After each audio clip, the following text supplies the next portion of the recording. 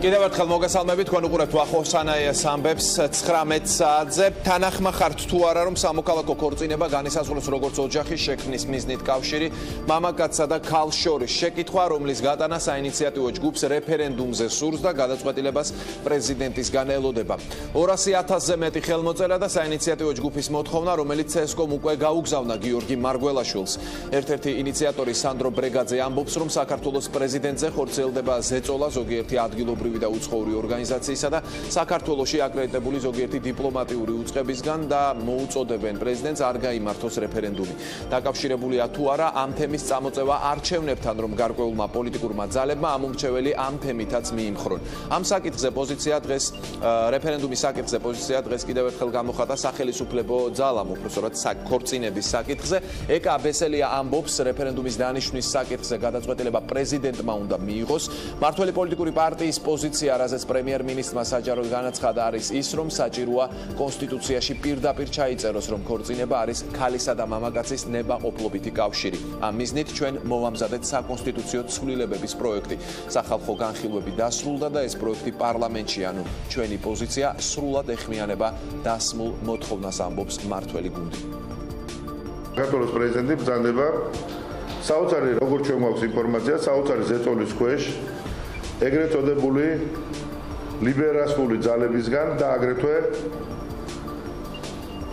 ჰომოსექსუალისტთა უფლებების დამცავი ორგანიზაციებისგან და რაც ყველაზე მნიშვნელოვანი არის, გარკვეული უცხოური ორგანიზაციებისგან და საქართველოში აკრედიტებული ზოგიერთი დიპლომატიური უწყებისგან.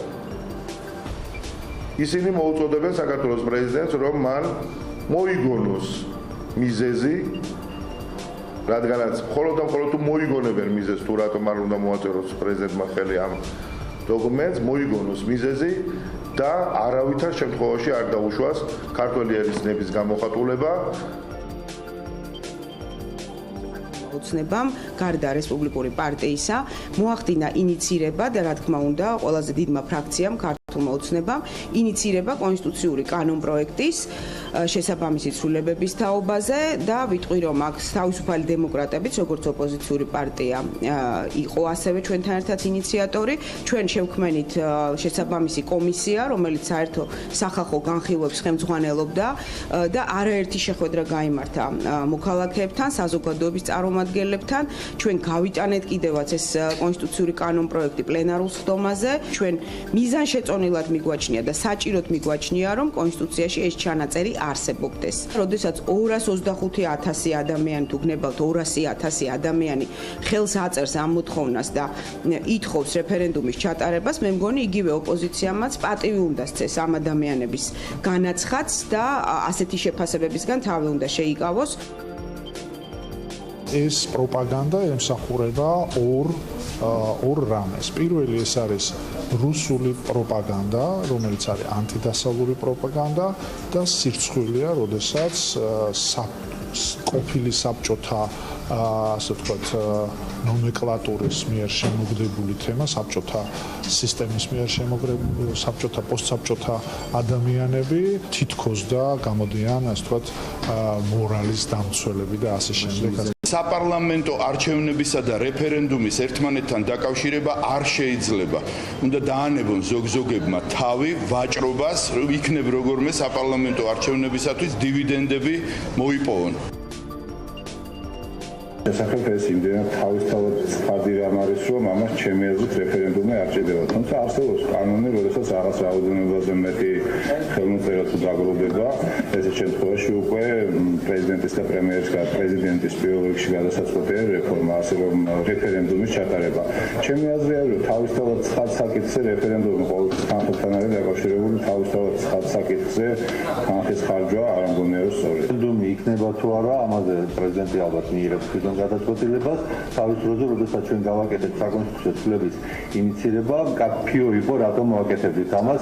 კაფიო იყო, იმიტომ რომ რადგანაც ეს საკითხი გახდა კამათი საგანი, რადგან გამოჩნდა ადამიანი და შეიძლება ხვალდაზე კიდევ გამოჩნდნენ, რომლებიც სამოქალაქო კოდექსის შესაბამის ჩანაწერს ასაჩივრებენ საკონსტიტუციო სასამართლოში, როგორც კონსტიტუციასთან შეუსაბამოს, რომ არ დადგეს მომავალში საკითხი, ამიტომ ჩავთვალეთ, რომ ეს ჯობია იყოს კონსტიტუციაში მკაფიოდ დაფიქსირებული. ეხლა ზოგადად რა არის კონსტიტუციის თემა და რა არის კონსტიტუციის თემა, ამას წვეთს კონკრეტულ ვითარებაში კონკრეტული საზოგადოება, კონკრეტული სახელმწიფო. დავბრუნდით სტუდიაში და ამ თემაზე დისკუსიას სწორედ აქ ჩვენ სტუმრებთან ერთად განვაგრძობთ. გიორგი რუსაძე, ორგანიზაცია იდენტობის აღმასრულებელი დირექტორი და დავით ფაცაცია, პარტია თამაზ მეჭიაური ერთიანი საქართველოსთვის. მოგესალმებით, დიდი მადლობა გადაცემაში სტუმრობისთვის. თქვენგან დავიწყებ, ბატონო გიორგი, რეფერენდუმის თემა რადგან არის, ასე ვთქვათ, ყველაზე აქტუალური ამ წუთას ამ ამბავში, ყველაზე ახალი, მოდით სწორედ ამაზე გკითხავთ. არგუმენტები თქვენი და თქვენი ორგანიზაციის რატომ არ უნდა გაიმართოს თქვენი აზრით ამ საკითხზე რეფერენდუმი? პირველ რიგში ჩემთვის გაუგებარია რატომ უნდა გაიმართოს. ეს უბრალოდ უნდა გაიმართოს, იმიტომ რომ არის საფრთხე, რომ ოდესღაც თემი, რომელიც ყველგან გარიყულია, ყველგან შევიწროებულია, ყველგან დაჩაგრულია და როგორც ვიცი, არც კი ხვდებიან, არაინტერესებთ ეს თემი რას ნიშნავს და ეხლა მოვისმენ რომ ჰომოსექსუალისტად მოიხსენიეს, ხო, რაღაც თითქოს სუბორდინაციის წევრები არიან ზვიადისტები, მეტალისტები და ჰომოსექსუალისტები, ანუ არც აინტერესებს საერთოდ ვიზე საუბრობენ. რა არის ამის მიზანი? მე ვეთანხმები ჩვეულებრივ, რომ ეს არის იმისთვის, რომ დასახო რაღაცა ურჩხულთა ესეთი მასა და აი ის ჩვენ გამგმირე და ჩვენ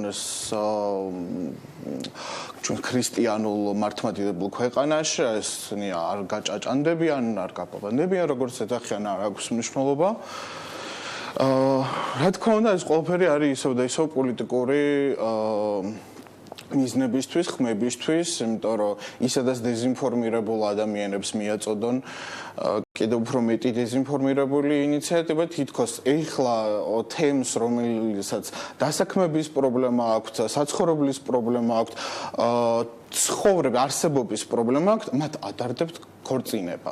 ანუ ეს არაერთხელ მომისმენია, რომ თემისთვის ამ წუთას ეს საკითხი არ დგას. მათ სხვა რაღაცეები აწუხებთ და ეს თემისგან არ მოდის ეს ინიციატივა და არასდროს არ წამოსულა. რა თქმა უნდა, არ მოდის. უბრალოდ სისულელე ამაზე ლაპარაკი. როგორ შეიძლება, როდესაც არ ვიტყვი სად, მაგრამ დგანან ტრანსგენდერი სექსმუშაკები, რომლებიც არიან არასრულწლოვნები, არ ყავთ მეურვე და არიან ისინი ინფიცირებული და მათი ბედი პრაქტიკულად არავის არ აინტერესებს და ჩვენც ვერ ხმარებით მათი არასრულწლოვნობის გამო, იმას როგორ შეიძლება ადარდებდეს ქორწინება, ან მე ჩემს ორგანიზაციას, როგორც უფლებადამცველ ორგანიზაციას, როგორ შეიძლება პრიორიტეტულად ესეთი სისულელე მიგვაქვს. ეს მართლა სისულელეა, რაც სხვა შორის ჰეტერონორმატიული არის და ჰეტეროსექსუალებისთვის, ასე ვთქვათ, უფრო პრიორიტეტული და ხელმისაწვდომი თემა არის ზოგადად. გასაგები. ბატონ დავით, აი მოვისმინეთ არგუმენტი, თუ რატომ არ არის საჭირო ამ თემაზე რეფერენდუმის ჩატარება ან ზოგადად ამ ინიციატივის წამოყენება. თქვენ ხართ თანაგუნდელი ერთ-ერთი ინიციატორის სანდრო ბრეგაძის და იზიარებთ ამ მოსაზრებას, რომ რეფერენდუმი უნდა გაიმართოს ამ თემაზე. გვითხარით არგუმენტები, რატომ არის ეს საჭირო დღეს?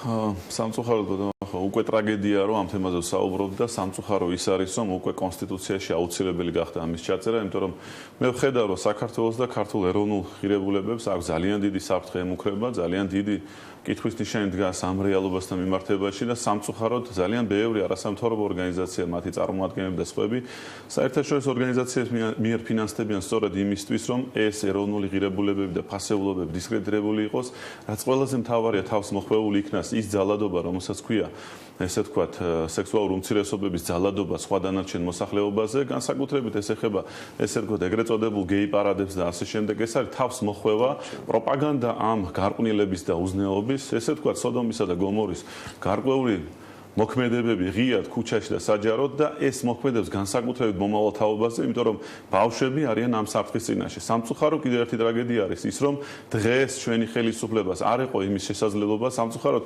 ქართულ ოცნებას არ ეყო იმის უმრავლესობა და კოალიციური ეს თქვა შეკრების შესაძლებლობა იმისთვის, რომ კონსტიტუციაში დაფიქსირებული იყო ეს საკითხი და ამ საკითხს ეწინააღმდეგება კიდევ ერთი მტერი, ესე თქვა ქართული ღირებულებების და ტრადიციების, ეს არის ნაციონალურ მოძრაობა და მასთან ერთად მიერთებული ის პოლიტიკური ძალები, რომლებიც იზიარებენ ამ იდეოლოგიას, ესე თქვა, რომ ქალისა და კაცის ქორწინება არ არის ოჯახი, ანუ მათთვის მისაღებია ყველანაირი ფორმა, მათთვის მისაღებია კაცისა და კაცის ქორწინება, ან ქალისა და ქალის ქორწინება და ეს სამწუხაროდ, ესე თქვა, პოლიტიკური პროპაგანდის საგანი გახდა ნაციონალურ მოძრაობის და სხვა პოლიტიკური ძალების მიერ. ერთი რაღაცის განმარტება გთხოვთ, აი თქვენ თქვით, რომ ქართულ ეროვნულ ფასეულობებს ემუქრება საფრთხე. შეგიძლიათ ეს გაშალოთ უფრო მეტად, ანუ კონკრეტულად რას გულისხმობთ, ვის ემუქრება და რას ემუქრება? მე ხაზს გავუსვავ აი ამ 10 წლის პოლიტიკას, რომელიც იყო პრაქტიკულად პროპაგანდა აი ამ გარყვნილების, ესე ვთქვათ, გახსოვთ თქვენ არაერთი კანონ პროექტი, რომელიც მიღებული იქნა და მათ შორის აი ეს ესე ვთქვათ, ეგრეთ წოდებული მსვლელობები, რომელსაც აპიარებდა და აძლიერებდა ესე ვთქვათ ნაციონალურ მოძრაობა, განსაკუთრებით ისეთი ორგანიზაციები, რომლებიც მომრავლდა საქართველოში, განსაკუთრებით ეს ორგანიზაცია ფინანსდება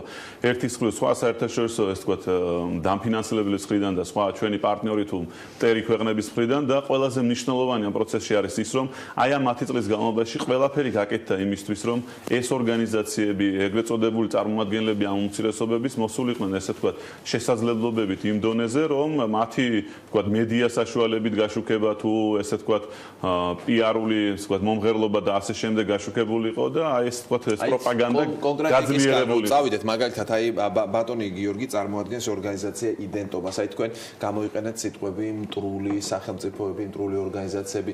მიგაჩნიათ რომ მაგალითად იდენტობა არის იმ ფასეულობების მტერი, რაც ახლა თქვენ ჩამოთვალეთ? მე მიმაჩნია, რომ იდენტობა წარმოადგენს საფრთხეს ქართული რეალობისთვის, იმიტომ რომ აქ არ არის საუბარი ამ ადამიანის უფლებების დაცვაზე, აქ არის საუბარი პროპაგანდაზე და როცა არასამთავრობო ორგანიზაცია გამოდის ასეთი ტიპის ინიციატივები და ესე თქვა ღიად მოუწოდებს საზოგადოებას, ესე თქვა, რომ ასეთ ინიციატივებს ხარი არ დაუჭერს, განსაკუთრებით კიდევ ერთხელ ხარს უსვავ იმ პოლიტიკურ ძალებს, რომლებიც გამოდიან ინიციატივით, რომ არ არის აუცილებელი კონსტიტუციაში შეიწეროს ეს საკითხი, ეს არის მტრობა ქართული რეალობის, მტრობა საქართველოს და ყველაზე მთავარი ეს არის ესე თქვა თავს მოხვევა ამ ლიბერალური ღირებულებების ჩვენს მომავალ თაობაზე, რაც გარკვეულ კი არა მნიშვნელოვან საფრთხეში გვაქვს. გასაგებია, მე შემთხვევით არ დამისვამს შეკითხვა, რომ საფრთხე ემუქრება ფასეულობებს, ამბობს თქვენი ოპონენტი.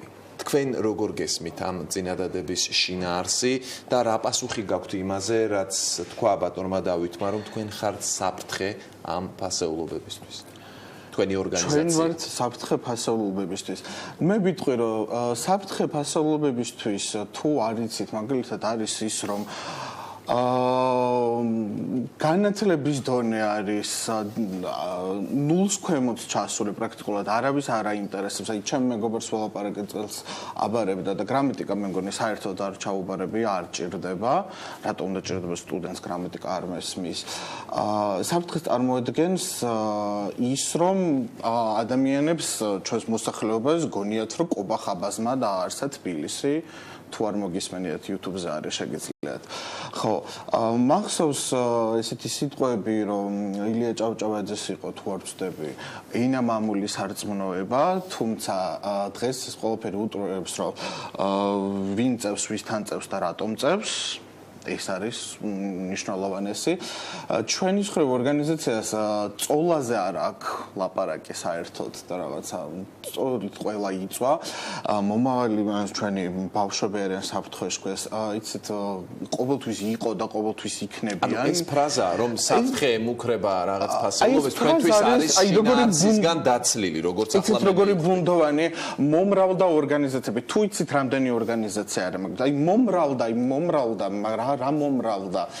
მომრავლდნენ გაუნათლებელი ადამიანები, დეგრადირებული ადამიანები მომრავლდნენ, მაგალითად ძალიან ბევრი არიან. ორგანიზაცია არის სულ HH4. იდენტობა LGBT ჯორჯია ვისკი თემი და ამას მომრავლდნენ არ ქვია.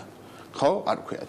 მithumetes ფინანსებენ ხო რაღაცა ესე იგი კორპორაცია Umbrella ფინანსებს და რწმუნებულება რაღაცა ესეთი ბოროტების სავანე ფინანსებს ჩვენი მიზანი, ჩვენი სადარდებელი, ჩვენი საფიქრალი ყოველდღიურად არის ის, რომ ადამიანები, რომელსაც ქუჩაში ჩეცემენ, ადამიანები, რომელსაც სახლში შეუვარდნენ, ყელში დაჭრეს, დაწვეს და იმისი მკვლელად არ არის მიჩნეული. ადამიანები, რომელსაც ვერსად ვერ საქმდებიან, ვერ ინტეგრირდებიან საზოგადოებას, იქნებ ამას რამე ვუშველოთ. გასაგები, აი ბატონ დავით, აი საინტერესო ერთი საკითხი ნახეთ. თქვენმა ოპონენტმა ჩამოთვალა კონკრეტული საკითხები, ხო? თუნდაც თემს რა აწუხებს, ხო? აი კონკრეტული საკითხები იყო აქ დასმული. თქვენ არ ფიქრობთ, რომ მათზე ზრუნვა როგორც პოლიტიკოსის, მათ შორის თქვენი ვალიც არის? მე ვფიქრობ ერთ რამეს, რომ ამ ადამიანებს არანაირი პრობლემა არ აქვს პირად ცხოვრებაში, არანაირი პრობლემა არ აქვს სად იქნებიან, როგორ იქნებიან და როგორ იცხოვრებენ საკუთარ სახლში. პრობლემა არის იმაში, რომ ეს ადამიანები გადმოდიან ძალადობაზე, ეს ადამიანები გადმოდიან ქუჩაში და ატარებენ გეი აღლუმებს. ეს ადამიანები პროპაგანდას ახორციელებენ ქუჩაში. თქვენ ვინმე პრობლემას გიქმნით? აი პირადად გეკითხებით, თქვენ რამე პრობლემა გაქვთ? ანუ მე უნდა ვიყო ეს პრობლემა გაქვთ რამე? ანუ საბიბერიანი ყელში რომ დაჭრეს და დაწვეს და მკვლელათაც არ არის მიჩვეული, მას პრობლემა გაქვთ რამე? მე დღეს ვარ საბიბერიანი და მე მაქვს პრობლემა, დიახ, მე როგორც გიორგი რუსაძეს ბევრჯერ მქონია პრობლემა, აქ ჩემზე არ არის საუბარი. კარგით რა.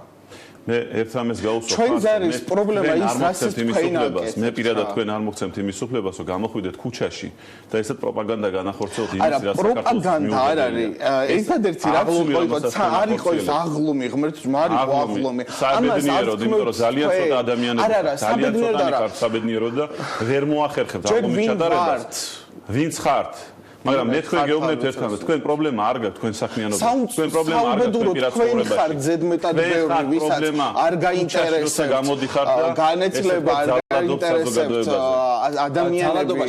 კონკრეტულად რას გულისხმობთ? მაგალითად გეაღლუმი, რომელიც არის ძალადობა, იმიტომ რომ ამ ტიპის პროპაგანდა, მაგალითად ესე თქვა ეგრეთ წოდებული უფლებების დაცვა და ქუჩაში გამოსვლა ძალადობით, გახდილი, შიშველი სხეული და ასე შემდეგ, ეს არის გახდილების დემონსტრირება, რომელიც ძალიან ცუდად მოქმედებს ახალგაზრდებზე, განსაკუთრებით ხას უსვამს, როცა ეს ორგანიზაციები ფინანსდებიან სხვადასხვა ორგანიზაციების მიერ, წახალისება ხდება, რომ აი ამ ორგანიზაციის წევრები თუ წარმომადგენლები დაფინანსებული იქნებიან თუ სამსახური ექნება თუ ასე შემდეგ და ასე შემდეგ და სამწუხაროდ ძალიან ბევრი ახალგაზრდა ესე ვთქვათ, შეიძლება თავს მოხვეული იყოს აი ესეთი არასამთავრობო. გასაგებია ბატონ გიორგი, თქვენ გაქვთ შესაძლებლობა უპასუხოთ თქვენს. ხო, ნუ ჯერისერთი 2013 წელს იყო ის როგორ დასრულდა, გასაგებია როგორ დასრულდა თემისთვის სავალალოდ და სამწუხაროდ მაგრამ 17 მაისის მოვლენაზე 17 მაისზე, მაგრამ ეს არ იყო პროპაგანდა, ეს არ იყო მithumetes ეგრეთ წოდებული აღლუმი, ეს იყო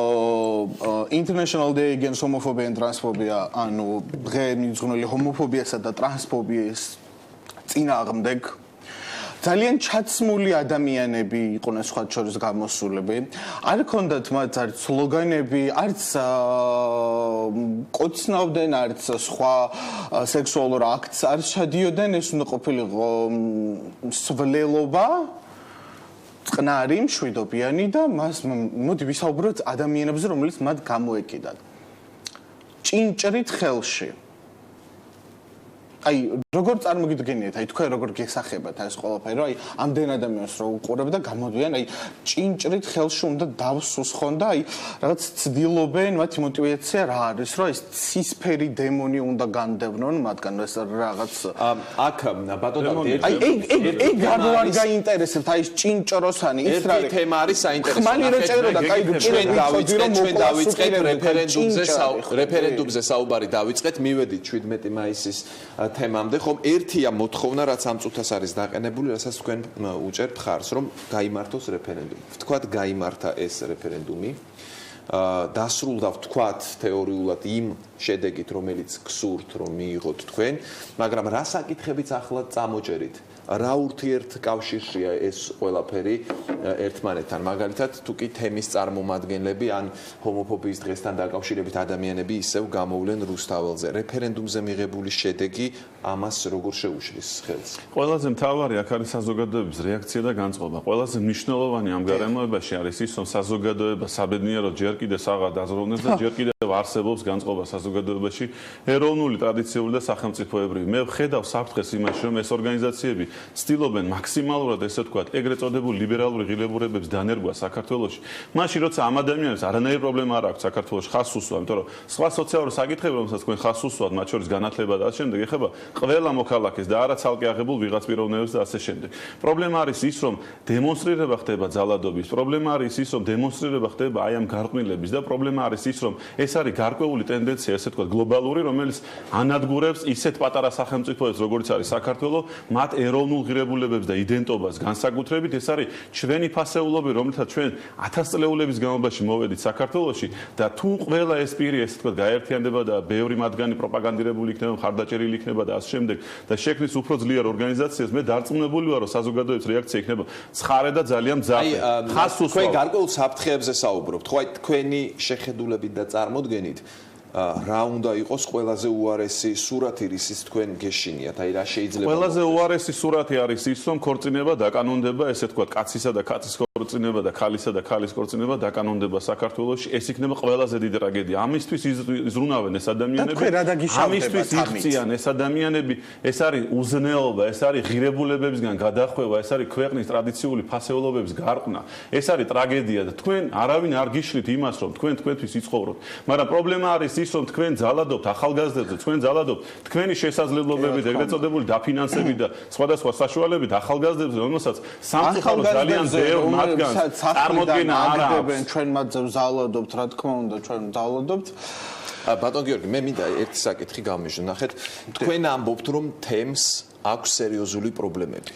ძალიან დიდი პრობლემა. თქვენი ოპონენტი ამბობს, რომ პრობლემები კონკრეტულად თემს კი არ აქვს, ზოგადად ქვეყანაში ადამიანებს აქვს პრობლემა. შეგიძლიათ მითხრათ კონკრეტულად თემის პრობლემები, რომელიც თქვათ განსხვავდება სხვების პრობლემებისგან. იცით რა არის? ჯერ ერთი სხვების პრობლემა, მოდი ასე ვთქვათ, ცდილობენ ეს ადამიანები ჯერ ერთი თემი საზოგადოებისგან ისე გამოყოთ, თითქოს საერთოდ რაღაც სხვა კლასიფიკაცია არის ადამიანების. ვიცნობ არაჩვეულებრივ ტრანსგენდერ პიროვნებას, რომელიც არის ძალიან კონსერვატორული სხვა შორის თავისი შეგნებით, გაგებით, ძალიან უყვარს თავისი სამშობლო და გაგიკვირდებათ ალბათ ზოგებს და არის ძალიან მორწმუნე. ნახეთ, მე სწორედ ამიტომ ვკითხე. ნახეთ, ჩვენ ბატონ გიორგი, ნახეთ მე რა შეკითხვას ვსვამ. ჩვენ ხომ აი ამ წუთას ვსაუბრობთ და არ განვიხილავთ ვინმეს საზოგადოების გარეთ. ან ჩვენ ვსაუბრობთ საზოგადოებაზე. ნახეთ, დისკუსია წამოიჭრა იმაზე, თემს აქვს თუ არა განსხვავებული პრობლემები. თქვენს ოპონენტს ამის არ სჯერა. მე სწორედ ამიტომ გეკითხებით, რა არის ის პრობლემები, რაც აქვს თემს, რომ საწინააღმდეგო არგუმენტი თქვათ თქვენი ოპონენტისგან განსხვავებული. თემის პრობლემა სწორედ იმაშია, რომ ცდილობენ გარიყონ და ისე წარმოჩინონ თითქოს მათ არ აინტერესებს რა სიტუაცია იქნება, მათ არ აინტერესებს ვინ იქნება ხელისუფლებაში, მათ არ აინტერესებს რა ვითარება იქნება, რუსეთი გადაყლაპავს თუ უცხოპლანეტელები გადაყლაპავს. ამ ადამიანებს თითქოს აინტერესებს მხოლოდ და მხოლოდ იარონ შიშვლება და კონდექს სადაც უნდა ეს არის სტერეოტიპი, რომელსაც ამკვიდრებენ თქვენ. რა თქმა უნდა და განსხვავებული პრობლემა, რა თქმა უნდა, ჩვეულებრივი ადამიანები არიან ისინი და ჩვეულებრივი პრობლემები აქვს. უბრალოდ განსხვავებით იმისა, რომ თუ კი ვიღაც მიდის სამსახურში და მას იწუნებენ თუნდაც ყველაზე ხშირი რაც არის ნეპოტიზმის გამო, იმიტომ რომ იმან თავის შენ უნდა იყონოს, ეს სხვა საქმეა, მაგრამ იმისთვის რომ იწუნებენ, რომ არის ის ვინც არის. დიახ. და ის ვინც არის სხვათა შორის მინდა გითხრათ არის ჩვეულებრივი ადამიანი, ჩვეულებრივი შეიძლება ჰეტეროსექსუალ ოჯახში დაბადებული ჯერჯერობით მეგონი ვიცი უმეტეს შემთხვევით თქვენ ხარჯებადამცველი ორგანიზაცია ბატონ გიორგი ასეთი შემთხვევები ხშირად არის რა თქმა უნდა ძალიან ხშირად არის დიახ აი ბატონ უბრალოდ იმის თქმა რომ ეს არ არის და მათ პრობლემები არ აქვს ეს არის აი სახეში მიფურთხება ხო აი ნახეთ კონკრეტული პრობლემა დაასახელა გიორგიმ რომ აი სამსახურში აყვანის დროს მათ ექნებათ ამ ნიშნით პრობლემა რა სიტყვა საავადმყოფოებში მათ იქცებიან ეს საშინლად. არის ხელიდან თითიდან გამოწვეული, ეს არის სწორედ ის პროპაგანდა, რომელსაც იყენებენ ეს ადამიანები და 3000 ადამიანის პრობლემა თითიდან გამოწვეული იქნება, რა თქმა უნდა. ბევრს ვიძახი რაოდენობით თითზე ჩამოსათვე შეიძლება, მაგრამ ბევრია ესეთი ადამიანი, რომელსაც არანაირი პრობლემა არ აქვს, არც მუშაობის, არც თავის საქმიანობის, მათ შორის მსახიობია ეს თუ მომღერალია თუ ასე შემდეგ და ასე შემდეგ და პრობლემა არანაირი არ აქვს. პრობლემა არის რამდენ ტრანსგენდერს იცნობთ? ეგეც რომელსაც 10-ზე მეც. 10-ზე მე თქვენ იცნობ ტრანსგენდერს, 10 ტრანსგენდერს მე არ ვიცნობ. კიდევ კარგი. ნუ არა, ნუ მე ვიცნობ მეც, მაგრამ მაგაზე არ არის თქვენ თუ იცნობთ ეს უკვე. კი ბატონო, მე ხას გავუსვავ რომ პრობლემა არ არის იმაში როგორები არიან ეს ადამიანები. პრობლემა არ არის იმაში. ცნობილი მსახიობი ტრანსგენდერი. ერთი წუთით, ნუ მე ხო არ გიშლიდით ხო ახლა, ნუ ვერ შევალ დისკუსიაში მით უმეტეს ამ თემაზე. არა, მაინტერესებს თქვენ ხომ მოგყავთ არა ვინ იცით ცნობილი სახელი გვარი დაგისახელოთ თუ როგორ გავაკეთო. ტრანსგენდერი თუ არის, მაშინ ესე იგი სახელი და გვარიც ყველა მიცის. თუ ცნობილია ვერ იქნება სახელი და გვარი თუ როგორ ვერ ხო იმიტომ რომ ის არ მალავს ჩვენ ჩამოთვალეთ თქვენ ხო იცით არა უკაცრავად ისინი არ არიან დასაქმებულები თუ არა დასაქმებულები ეს არ იქნება პრობლემა თქვენი აზრით მე თქვენთვის თემა არ გახდება რომ ძალადობ მატერიალს თქვენ ტრანსგენდერიც მე რომ დავასახელო სახელი და გვარი პრობლემა იქნება თუ არ იქნება არ იქნება თქვენ ტრანსგენდერიც რას ნიშნავს აბა ბზანდეთ აბა რას ნიშნავს ადამიანი რომელსაც სქესი აქვს შეცვლილი თქვენ თუ ამბობთ რომ ცნობილი პიროვნება არის ეს მსახიობი თუ ვიღაცა ის წამყვარი ვინც ჩანს ხო როგორც ახსენეთ არის ტრანსგენდერი ესე იგი ყველა მიცის იმიტომ რომ ეს ვერ დაიმალება ხდები დეტალებში ჩავიდეთ და ტანსაცმელი გავხადოთ ამ ხალხს არა ტანსაცმელი გახდა არ ჭირდება ტრანსგენდერობა ტანსაცმელზე არ არის თემას ნუ გადავუხვევ და თემას არ გადავუხვევ უბრალოდ ზედაპირულად საუბრობთ თქვენ როგორც მეტყველეთ ესეც პრობლემაა იმიტომ რომ თქვენ ამ შემთხვევაში ერთის მხრივ იუმორისტურად უყურებთ ამ ყველაფერს და მეორეს მხრივ უყურებთ თითქოს რაღაცა პრობლემა არ არის და პირიქით კარგი ეს არის ტრაგედია კიდევ ერთხელ ხას უსვამთ ტრაგედია არის და მე თუ ამაზე მეცინება არ მეცინება როგორც ანეკდოტა გასაგებია მოდი ჩვენ ბევრი დრო არ დაგვჭა ბატონ დავით აი მე მინდა კითხოთ მოლოდინზე რომელიც თქვენი პარტიის წევრმა დღეს თქვა რომ პრეზიდენტზე ხორციელდება საოცარი ზეწოლა იმისთვის რომ მან არ მიიღოს ეს გადაწყვეტილება. შეგიძლიათ კონკრეტულად გითხრათ რა ინფორმაციაზე დაყრდნობით ამბობთ რომ პრეზიდენტზე არის ზეწოლა, კონკრეტულად ვისგან არის და ეს ორგანიზაციები დაგვისახელებს. კონკრეტულად ალბათ თავად ბატონი სანდრო ბრეგაძე დაასახელებს და კონკრეტულად თავად იტყვის თვითონ მე ერთი რამე შემიძლია ვთქვა რომ გარკვეული მადლიერებაც მინდა გამოთქვა განსაკუთრებით ამ ადამიანების მიმართ ეს არის ზვია ტომარაძე, ეს არის სოსო მანჯავიძე და სანდრო ბრეგაძე ადამიანები რომელსაც მოახერხეს ამდენი 1000 ხელმოწერის მოგროვება მე ვიცი თითქმის როგორ გროვდებოდა ეს ხელმოწერები ადამიანები მოდიოდნენ მათ ოფისში ჩვენთან და ბევრგან და ითხოვდნენ რომ მოეცათ ეს ქაღალდები და ბლანკები იმისთვის რომ თავიანთი სახელი და გვარი დაეფიქსირებინათ მე ვიტყოდი ნამდვილად ეროვნულ საქმეში ეს არის ძალიან მნიშვნელოვანი სახელმწიფოებრივი საკითხი იმიტომ რომ ჩვენთვის პატარა სახელმწიფოს და პატარა ქვეყნისთვის ამ საკითხის ხაზგასმა ყოველთვის აქტუალური უნდა იყოს და ყოველთვის მნიშვნელოვანი იმიტომ რომ თუ ჩვენ ფასეულობებს უგულებელყოფთ თუ ჩვენ ამ ადამიანებს მივცემთ იმის შესაძლებლობას რომ თავს მოგვახვიონ თავისი სურვილები სამწუხაროდ ჩვენ აღმოჩნდებით ძალიან მალე ჰოლანდიაში ძალიან მალე აღმოჩნდებით სხვა უარეს სახელმწიფოებში სადაც ამ გარემოებით ამ ტრაგედიით და ამ ფასეულობებით ცხოვრობენ და დავივიწყებთ ყველაფერს იმას რაც არის ქართული კიდევ ერთხელ მინდა ხაზი გაუსვა რომ ეს არის სახელმწიფოებრივი მნიშვნელობის საქმე მე ვიცი რომ 9 მილიონზე მეტი ხელმოწერაა მოგროვილი მე დარწმუნებული ვარ რომ საქართველოს მოსახლეობის 99.9% მოაწერს ამ თქვათ რეფერენდუმის ინიციატივას ხელმოწერას დააფიქსირებს და ყველაზე მნიშვნელოვანი მე იმედი მაქვს რომ პრეზიდენტი ამას ხელს მოაწერს და ეს იქნება რეფერენდუმის მთავარი კითხვა და საგანი რომ ქალისა და მამაკაცის ქორწინება არის ოჯახი და სხვა არაფერი სხვა.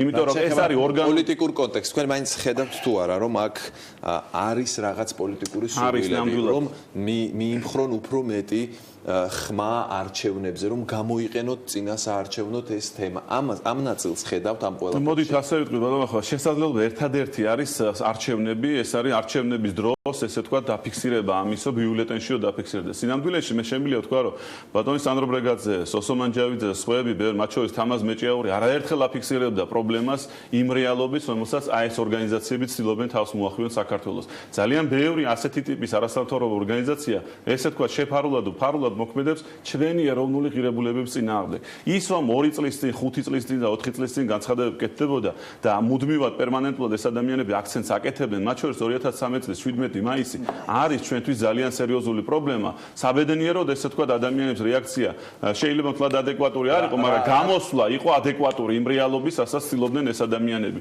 და ყველაზე მნიშვნელოვანი ეს არის დაფიქსირება კონსტიტუციაში. განსაკუთრებით კიდევ ერთხელ ხაზს გაუსვა, რომ ქართული ოცნების დეპუტატების უმრავლესობის სურვილი არის და უმრავლესობა ცდილობდა ამას რომ გაეტანათ და ესე თქვა საკანონმდებლო აქტის დონეზე აეყვანათ ეს საკითხი, მაგრამ ვერ მოახერხეს კონსტიტუციური უმრავლესობის მოგროვება, უფრო მეტიც ქართულ ოცნებაზეც კი მიმდინარეობს ზალადობა, სხვადასხვა ესე თქვა კეთილი მოსურნეების თუ არაკეთილის მოსურნეების და მე იმედი მაქვს რომ პრეზიდენტს ერთ ადამიანს შეიძლება ხელი მოაწეროს აი ამ კითხვას და რეფერენდუმზე დასვას ეს კითხვა. გასაგებია. გმადლობთ, ჩვენი დრო სრულდება და მე მინდა თქვენ მოგცეთ სიტყვა მოლოდინთან დაკავშირებით ძალიან საინტერესოა რა მოლოდინი გაქვთ, აი გადაწყვეტილება უნდა მიიღოს პრეზიდენტმა, ან თუ პრეზიდენტმა არ მიიღო ეს ისეთი გადაწყვეტილება, როგორცაც თქვენი ოპონენტი ითხოვს, უმრავლესობა, ახლანდელი უმრავლესობა, მთავრობა ამბობს, რომ მომავალ პარლამენტში თუ კი ექნებათ საკონსტიტუციო უმრავლესობა, იქ მიიღებენ ამ გადაწყვეტილებას. მაინტერესებს უახლოეს პერსპექტივისადმი თქვენი მოლოდინი როგორია?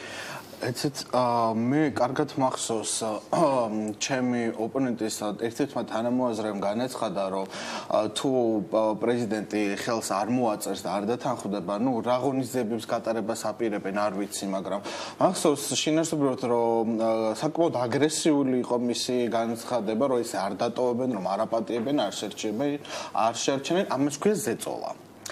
სამთავრობო ორგანიზაციები და LGBT თემი, როგორც ბატონი ამბობს, ზეწოლას ახდენს, როგორც წარმომიდგენია, მე ალბათ პრადას და მარკ ჯეიკობს დაურეკავენ და იტყვიან, რომ საქართველოში ეს ბრენდი ტანსაცმელი არ შემოვიდეს და ამითი დაზარალდება ეკონომიკა. ხო, აი ეს შეუძლია გააკეთონ, ამითი ზეწოლას ახდენენ ნამდვილად, რითი შეიძლება ზეწოლა მოახდინონ? აი მოლოდინი რა გაქვთ? ნახეთ საქართველოს პრეზიდენტმა უნდა მიიღოს ეს გადაწყვეტილება, ხო? აი თქვენ რა რწმენა ჩამოგიყალიბდა, თქვენი აზრით რა მოხდება? გაქვთ წინასწარ რაიმე ასეთი მოლოდინი? ჩემი მოლოდინი არის ის, რომ კონსტიტუციაში ქორწინებას რაც არ უნდა ჩაწერო, მინდა ახლა ერთი საიდუმლო გაგიმხილოთ. ამითი LGBT თემი არ გაქრება. დაზარალდება ეს კონსტიტუციაში ჩაიწეროს? LGBT თემი? ნუ თქვენ ხო არ ზარალდებით იმისი, რომ ეს არ წერია, გეკითხებით, დაზარალდებით თუ არა კონსტიტუციაში ესო ჩაიწერება, კი ხო? რა თქმა უნდა, დაზარალდებით, იმიტომ რომ არ გაჩერდებით, იმიტომ რომ უფრო მეტი მოგინდებათ. თქვენ თავზე ხო არ საუბრობთ? უფრო მეტი რა შეიძლება იყოს თქვენი? ბატონ გიორგი, უფრო მეტი რა შეიძლება იყოს? რაზე გაქვთ ეჭვი? აი რა გაგრძელება შეიძლება მოყვეს, ხო? რაღაც მოვლენას ყოველთვის შეიძლება გამოძახილი კონდეს, ხო? ხო, მონსტრები ხო დაამარცხეს, მაგრამ სხვა სახით დაახსახავენ. კიდე რაღაცას დააბრალებენ. კიდევ იმ პრობლემას წამოჭრენ, რომელიც არ დგას ფიზიკურად, არ არსებობს. მე იმაში დაამარცხებენ. მოკლედ, სანამ არ არის თუ არა ეს ეროვნული ღირებულებების წინააღმდეგ ბრძოლა. გეკითხე კონკრეტულ კითხვას. თქვენი სურვილი და ქმედება არის თუ არა საქართველოს ტრადიციული ღირებულებების წინააღმდეგ ბრძოლა? რომელზე კონკრეტულ კითხვას გესმათ, რომ ქალისა და მამაკაცის დაფიქსირება როგორც ოჯახის შექმნა არის თუ არა და მისი სურვილის საწინააღმდეგო თქვენი მოქმედება არის თუ არა ეროვნულ ღირებულებებზე აქცენტის გაკეთება, ანუ წინააღმდეგ განცხადება. ჩვენ წინააღმდეგები იმაზე არ ვართ, რასაც თქვენ აკეთებთ, იმიტომ მე გეკითხებით, პრობლემა იქნება თქვენთვის კონსტიტუციაში პრობლემა არის კაცისა და მამაკაცის უტრირება ამ ყოველფერს როგორც თქვენ აკეთებთ, ეს არის პრობლემა. პრობლემა არის ის, რომ ადამიანებს ატყუებთ და ტყუილში აცხოვრებთ და მათ იყენებთ, მათ უცოდინრობას ამ თემის საკითხის. ბოდიში მოიხადეთ და ყოველ აქცენტი გააკეთეთ, არგუმენტები და განათლებული არგუმენტები არის ზუსტად ის. არგუმენტი არის ის, რომ არ არსებობს არავითარი პრობლემა ამას კადრულობ, მე ამის უფლებას გააძლევთ, იმიტომ რომ თქვენ წარმოადგენთ ესე თქვა უმცირესობას გარკვეულად და თქვენთვის ეს პრობლემაა. ტელევიზიაში როცა ზიხარ და ამას თავისუფლად ამბობთ, ესეც არ არის, ეს არის დემოკრატია. მაგრამ როცა თქვენ ცდილობთ ძალადობას მოსახლეობის უმრავლესობაზე, შეგვიძლიათ უფლება არ მოგცეთ თქვენ, როგორც გინდათ ეს თემი და ამ თემის პრობლემები თქვენ სასიკეთოდ გამოიყენოთ და წარმოაჩინოთ. აი ეს არ მოგცემთ იმის უფლებას, რომ თქვენ თავს მოახვიოთ საქართველოს მოსახლეობას, ის რაც გაქვს სურვილად განზრახული. ის რომ თქვენს ორგანიზაციას აქვს სურვილი იმისა, რომ ლიბერალური ღირებულებები დანერგოს საქართველოში, ის რომ ყველაფრის უფლება მიეცეს ყველა ამ პირს, მათ შორის ქუჩაში გამოსვლა ახდილის თუ გარყვნილის, მათ შორის ქუჩაში კოცნის და ამ შემდეგ ამის უფლებას არ მოგცემ და მე პირადად პირდებით, განსაკუთრებით ჩვენი პოლიტიკური ძალა, თამაზ მეჭიაური შესაბამისად პრეზიდენტი დადგება აი ამ დიდი ქართველი ხალხის და მოსახლეობის წინაშე დიდი კითხვის ნიშნის ქვეშ და ყველაზე მთავარი, სწორედ 8 ოქტომბრის არჩევნები იქნება პასუხი ყველაფერ ამაზე, რასაც ეს ადამიანი ცდილობს. ბოდიში მინდა მოვიხადო მაყურებლის სცენარში, რომელსაც გონია რომ მე ახლა საღადაოდ ვარ მოსული, უბრალოდ ამ თემაზე არ შემიძლია სერიოზულად ლაპარაკი, გახდილობაზე ვერ ველაპარაკებ მე.